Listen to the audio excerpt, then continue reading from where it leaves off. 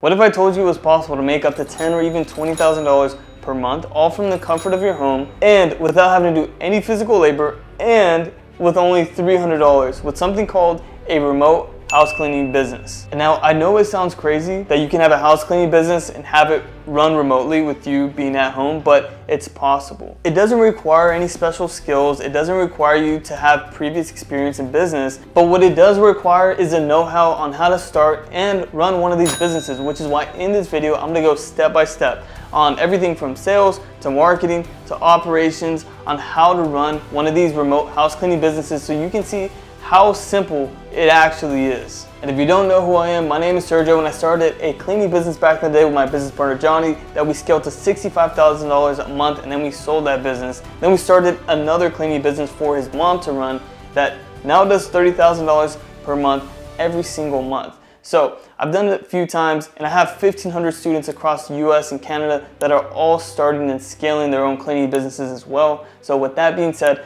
let's talk about what the heck a remote cleaning business is, and then I'm gonna get into the step-by-step guide so that you can do it too. And by the way, I'm not leaving anything out. So stick around to the end of the video so you can get all the sauce on how to start a cleaning business. So I know you already know what a house cleaning business is because that is straightforward. So how can you run one of these businesses remotely?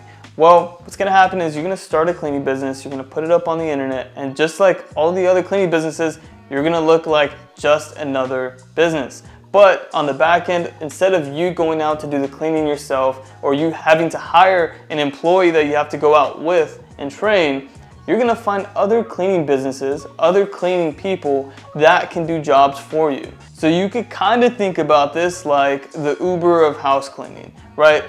Uber drivers already know how to drive people around and they have a car themselves. So Uber doesn't have to hire employees and buy a bunch of cars, and we're just doing the same exact thing in house cleaning. So when you do find a cleaner, they should know how to clean and they should have all the equipment and they should have a car to be able to get themselves around. Now everything else besides the cleaning can also be done from the comfort of your home because people are gonna call and they're gonna need a quote on how much does it cost for someone to come clean my house.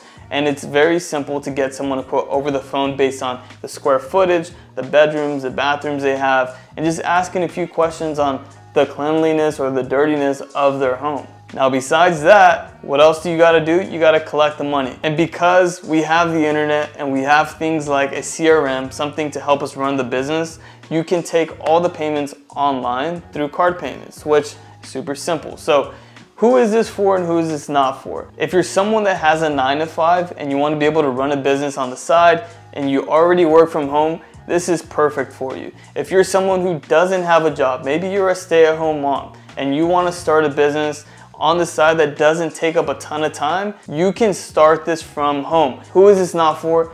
If you're someone who's scared of getting on the phone and doing some sales or trying to hire some cleaners, this is not for you because there is a people aspect to this business. You're gonna have to deal with people and talk to people, and that's pretty straightforward, and a lot of people would think that's pretty logical, but you'd be surprised by how many people will expect to have a business without having to do any work and talk to any other people out there. So that's who it's for, that's who it's not for, and let's get into the step-by-step guide so that you can start one today. So how much can you realistically make with one of these businesses running it from home? Well, take Steven and Crystal for example. They're a husband and wife duo and they make $50,000 a month with their cleaning business. Now profit somewhere around $20,000 per month, which is pretty crazy. Or take Dylan and Amanda for example, another husband and wife duo that is doing somewhere around $20,000 to $30,000 per month, which means that they're making $10,000 per month in profit. And there's plenty of other examples of people that have 9-to-5s or people that are doing this from home that are making anywhere from $2,000 to $10,000 per month in profit. So it really is about how much work and time you're willing to put into one of these businesses, and then again, how long you're doing this business, because you can't expect to be a millionaire overnight and start a business making $100,000 in the first month. So these are also people that have been running their businesses for 6 to 12 to 18 months. But when you have a business that has a recurring aspect to it where you can have someone pay you for cleaning month after month after month, you can see how it starts to compound and grow, and you can have a business that makes really good money in the next 6, 12, 18 months. All right, let's get into the juicy stuff, the step-by-step guide. So the first thing you gotta do is you gotta set up your business, and that's gonna be your LLC formation, which is basically a legal document saying, hey, I am in business. Now, once you've done that, you gotta do your name and your logo. And I always tell people, don't overcomplicate this. People are not going to decide to go with you or not go with you based on your name and logo. So don't overthink it, don't overcomplicate it. Keep it short, keep it simple. I always like a very simple logo, nothing too crazy on it. And the reality is, like I said, people aren't gonna decide to go with you based on your name. It's gonna be based on your reputation, which is based on the 5-star reviews you get after you do a good job for your customers. So after that, you gotta find your cleaners, because your cleaners are basically your product. If you can find a good cleaner and hire them and have them go do your jobs, then you're gonna have good service and you're gonna have customers that wanna continue working with you and give you a 5-star review. So finding good cleaners is crucial and arguably one of the hardest parts about this business, because like I said, you're gonna have to talk to a lot of bad, unqualified cleaners before you find the good ones. And on average, we see that people are having to talk to 25 people before they hire their first person. So that being said, you have to go into this with a mindset that you are going to be talking to a lot of different people, a lot of different cleaners, and be asking the right questions. Now, I do have a whole step-by-step guide on how to hire the right cleaners and find the best people, and that's another video. I'm not going to go in depth on that on this one because I want to give you the full overview of how to start one of these businesses. Once you find your cleaners, you got to make sure your tech stack and your operations are organized, and it's gonna make your life a lot easier if you just have a CRM to help you run the business.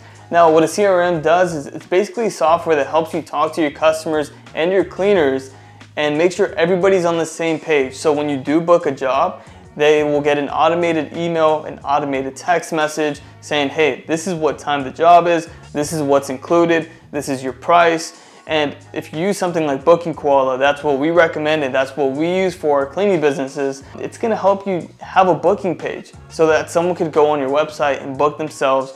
Or if someone does call you, you don't have to try to get out a pen and a paper and do the math on how much a job should cost, because they have a booking form on the back end. So you could just plug in, okay, this is 2,000 square feet. You said 2 bedrooms, you said 2 bathrooms. Oh, okay, $300 for your clean. And it just makes your life so much easier. I've tried running a business on pen and paper with Excel sheets and it just wasn't the move. So once I started using CRMs to run my businesses, it made me a lot more money and it made me a lot more efficient. Now, the last thing you're gonna need before we start talking about marketing and getting actual jobs is insurance. So general liability insurance is not too expensive, somewhere around $50 to $100 depending on where you're at, and this is basically going to protect you in case anything happens. Now, a lot of people ask me this question: do you have to have liability insurance if your cleaners already have it? And the answer is yes.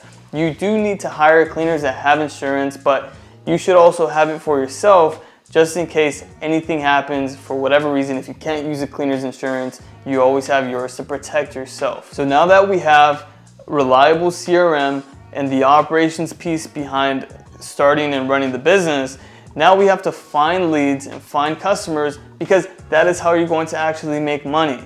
So the first thing you're going to do is you're going to go and sign up for something called Google Local Service Ads, or LSA for short. And this is going to be one of the most reliable, consistent ways for you to get cleaning leads, because basically if someone looks up cleaning on Google, they're going to call you by seeing your Google Local Service Ad, because it's the first thing that pops up on Google. There is a trade-off with it being the easiest way to get leads, which means that it's probably going to be one of the most expensive ways to get leads also. Right now in 2024, we're seeing that a lead can cost somewhere between $20 and $40. So that means if someone calls your phone, you are literally paying on average somewhere around $30. And you got to keep in mind, not every single lead is going to close and become a customer of yours.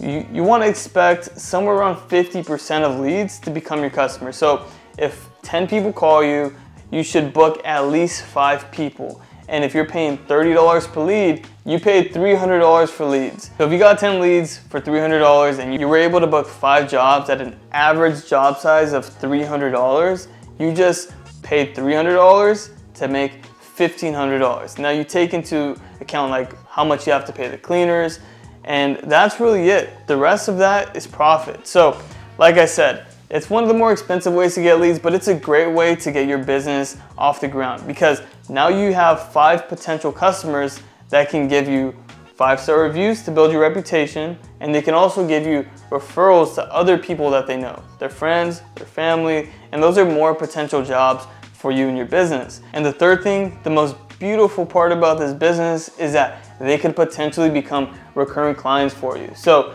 you can get them on a weekly, a bi-weekly, or a monthly clean, and they can start paying you every single month. And that's how you build a healthy cleaning business that is going to be able to be super profitable. So once you've turned on your Google LSA, you want to make sure that you start to build a presence on local Facebook groups and the Nextdoor group. So you want to be the go-to person that people think about when they think about house cleaning. So the way you're going to do this is something that we call the grand opening method. And so you're going to get on a Facebook group, you're going to introduce yourself, and you're going to say, you know, my name's Sergio, I've been living in this area for the past 15 years. Maybe you even grew up here, right? So you can talk about that, and you can say, I'm new to this group, and I want everyone to know that I have a cleaning business, and if you need anything cleaning related, make sure to let me know. I give discounts to people in my neighborhood, XYZ. Whatever it is. So that's the grand opening post. I've seen people get as much as 100+ leads from this. And when I say leads, these are people that liked your post, people that commented on your post, and even people that reach out to you saying that they need cleaning themselves. I've also seen people get 0 leads from this.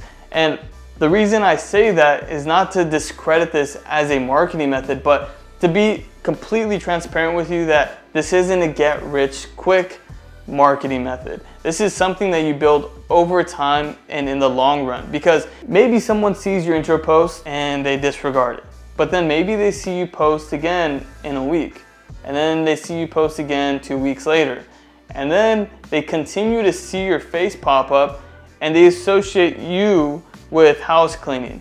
Now you're the go-to house cleaner, so when they do need house cleaning, they're gonna reach out to you. Or they're gonna recommend it when someone else is asking, hey, does anyone know a good house cleaner?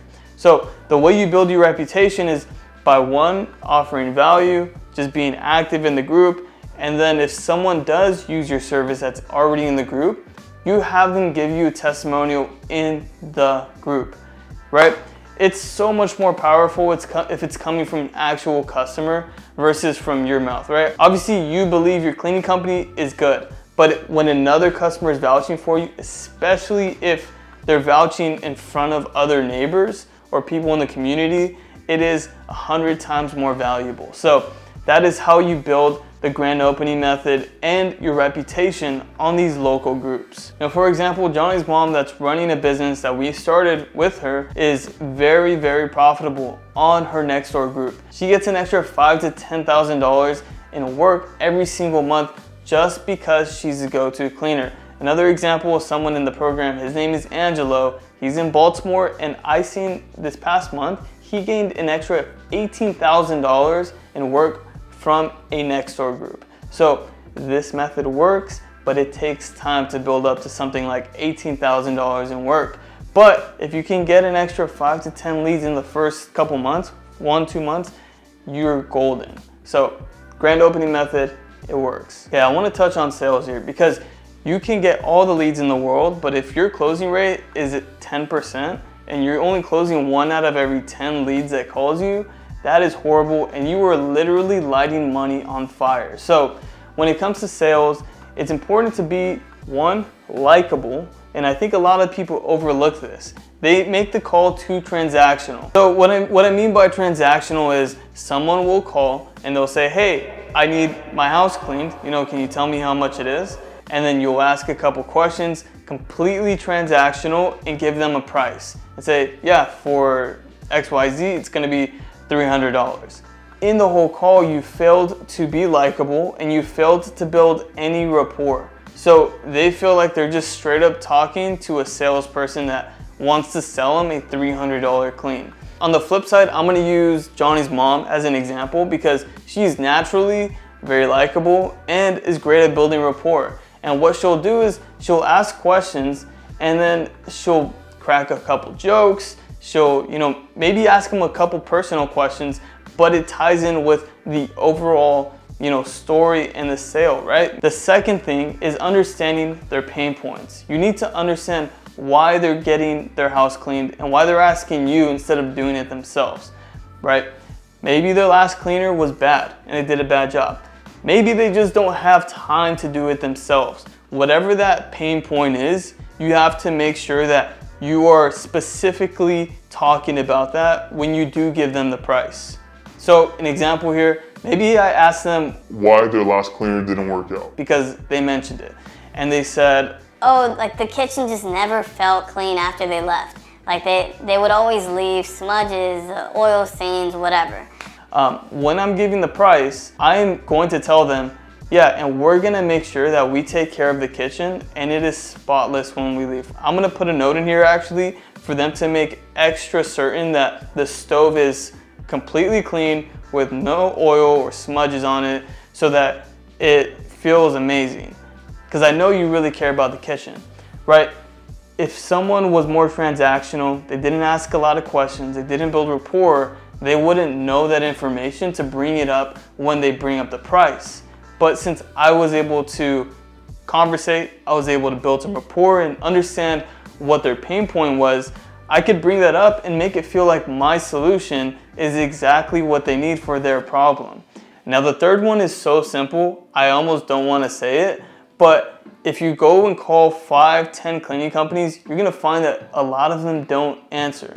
And if you can be a company that answers the phone every single time, I promise you, you're gonna get more sales than the person that is not answering their phone. And it's so frustrating to see this, but this is what makes a house cleaning business such a great opportunity because your competition literally is not answering the phone. So if you could answer the phone, build rapport, be likable, and give them the exact solution for their problem, then your close rate should be 50% or sometimes even more than that. Now, once you have the business set up and you have the leads and you have your cleaners, it's all about how do you give the best experience to your customers? Because like I said, your cleaners are your product and this is a game about customer experience. That is why people pay top-notch prices for 5-star experiences. Now, the first thing is you gotta have a good recruiting process. And that's gonna start from the interview, the types of questions you're gonna ask, and then 2, the test clean. This is real big.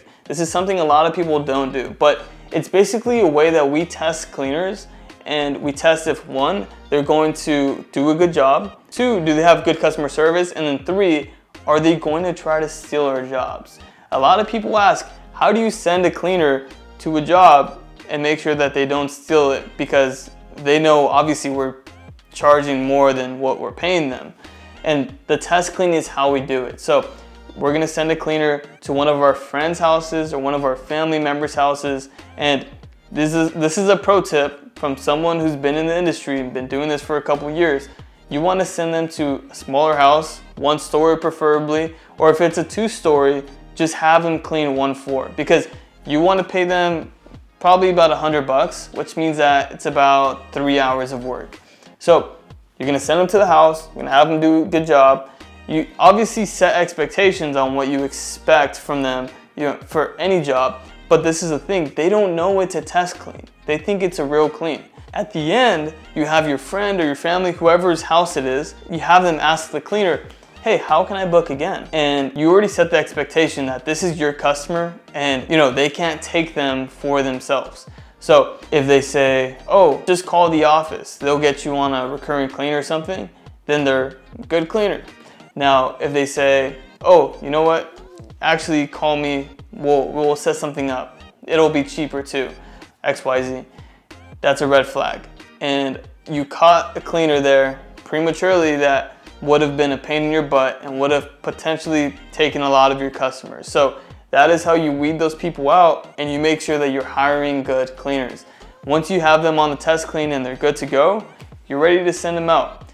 the last thing is you gotta set great expectations on what you expect out of them. And that's kind of done through the recruiting process and just explaining to them, you know, the level of standard that your company is, you know, setting the expectations for with your customers. If you have a good recruiting process and a good interview process, then you will get people that are on the same wavelength as you in terms of what they expect out of a clean, what they expect out of customer service, and it won't be too hard to manage them because they're already doing what you would do.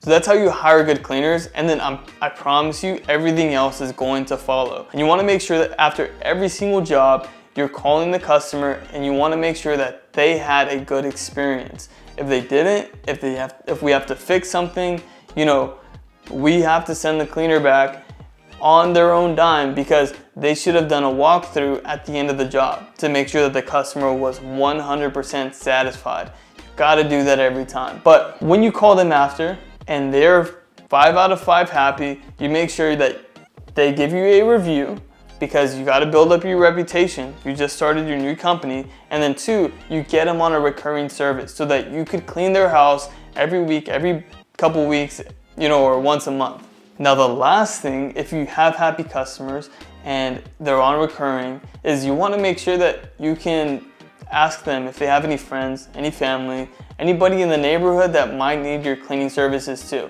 And this is how you get the most out of every single customer, is by asking them for referrals and introductions to people that can use your service. So to tie it all back together here, if you have good cleaners and you have leads coming in the door that you know how to sell and turn into customers, and then you have happy customers because you have good cleaners and you followed everything that I said in this video, you could be like my friend Tommy over here, because Tommy has a business that's running in Canada that does anywhere from $40,000 to $55,000 per month. You know, we fluctuate anywhere between $35,000 and $45,000 a month. And on that, he makes around $20,000 in profit every single month from the cleaning business because he's been able to implement everything that I talked about in this video. So if you're thinking about starting one of these businesses that you could run from home, you could actually hop on a call with us one-on-one. We'll break down your situation and see if this makes sense for you. So that link is down below. I also have the step-by-step guide that I talked about in this video. Everything from cleaners to marketing to sales to starting the business, also linked down below. So we got all the resources here for you for completely free. And if you want to work with us, you can. Just hit the link down below. And I'll see you guys in the next one. Peace.